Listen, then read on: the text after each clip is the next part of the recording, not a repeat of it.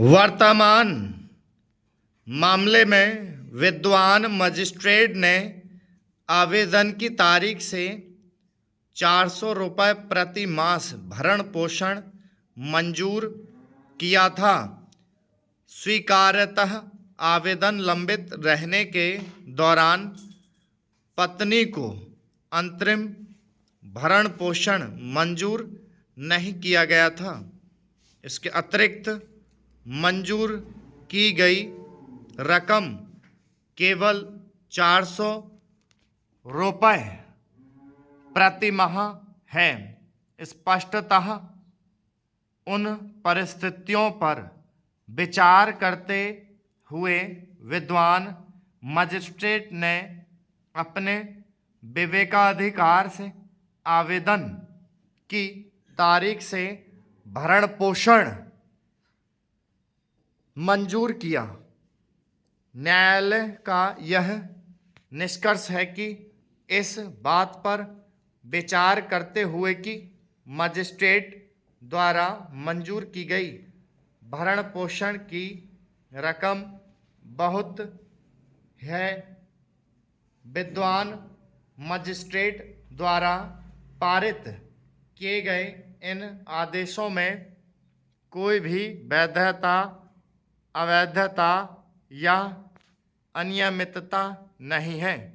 इस प्रकार यह मुद्दा 2004 के दांडिक पुनरीक्षण आवेदन संख्या 479 में पुनरीक्षण आवेदन के विरुद्ध तय किया जाता है। प्रस्तुत मामले में सिविल न्यायालय ने व्यादेश आवेदन पत्र का निस्तारण कर दिया।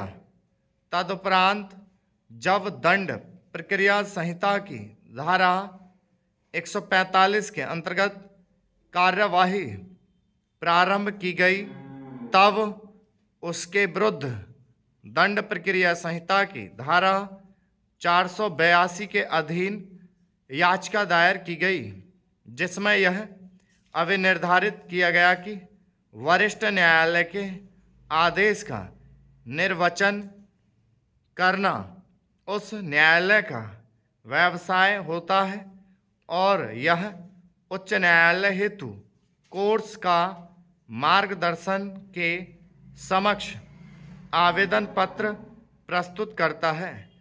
तब इसको न्यायालय द्वारा स्वयंमेव के विवेकाधिकार के अनुसार निर्णीत किया जाना होता है। परचेंज दृष्टांत हो सकते हैं कि जहां न्यूसेंस सार्वजनिक स्थल पर सृजित किया जाता है, लेकिन जनता से संबंध रखने वाले सदस्यगण या लोग ऐसी स्थिति में दंड प्रक्रिया संहिता की धारा 133 के अधीन एक आवेदन करने को आगे नहीं आ सकते हैं।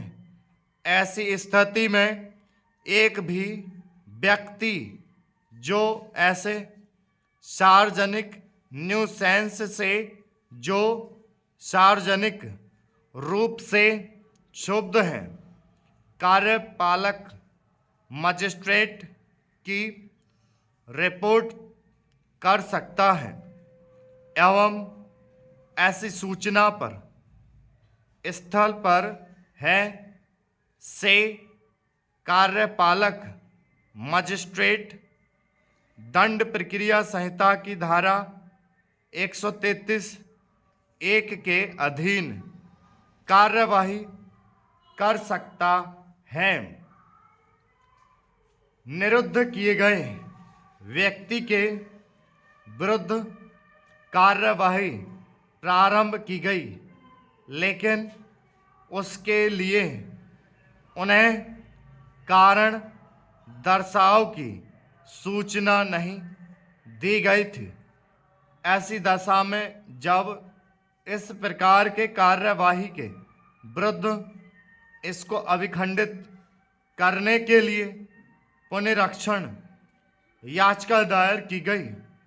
तब उच्चतम न्यायालय के निष्कर्ष को दृष्टिगत रखते हुए इस निष्कर्ष पर पहुंचा गया कि निरुद्ध किए गए व्यक्तियों के द्वारा अंतरिम बंध पत्र का निष्पादन करना अवैधानिक है और इसलिए प्रश्नगत निर्णय को अभिखंडित कर दिया गया है।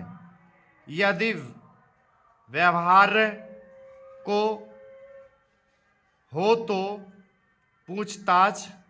पूछताछकर्ता के कार्यालय में अथवा कम से कम उसकी पसंद के कमरे में की जानी चाहिए।